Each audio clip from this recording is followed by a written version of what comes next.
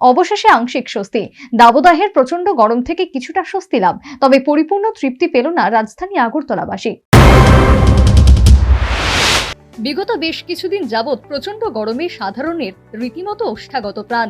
প্রতিদিন রাজ্যের তাপমাত্রা ছিল প্রায় 40 ছুঁই। দাবদাহের হাত থেকে রক্ষা পেতে বৃষ্টির আশায় রাজ্যবাসীর ছিল অধীর আগ্রহ, কিন্তু বৃষ্টির দেখা নেই। তবে আবহাওয়া দপ্তরের পূর্বাভাস অনুযায়ী বিগত 2-3 দিন যাবৎ অন্যান্য জেলায় বৃষ্টির দেখা মিললেও রাজধানী আগরতলা ছিল ব্রাত্য। তবে রবিবার সন্ধ্যায় আগরতলায় বৃষ্টিপাতের সম্ভাবনার পূর্বাভাস দিয়েছিল আবহাওয়া দপ্তর। সেই পূর্বাভাস সত্যি হলো। রবিবার সন্ধ্যে 7:15 নাগাদ বজ্রবিদ্যুৎ সহ বৃষ্টি এলো ঝেঁপে। শুরুতেই বাতাস, এরপরে রাজধানী আগরতলার দখল নিল বৃষ্টি।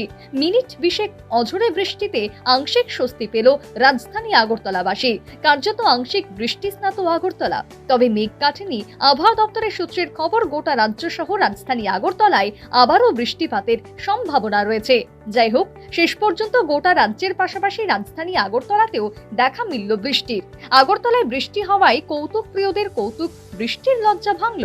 সর্বোপরি সন্ধ্যায় বৃষ্টিতে রাজধানী আগরতলাবাসীর আংশিক স্বস্তি লাভ হলেও পরিপূর্ণ তৃপ্তি হলো না। Bureau report, news vanguard.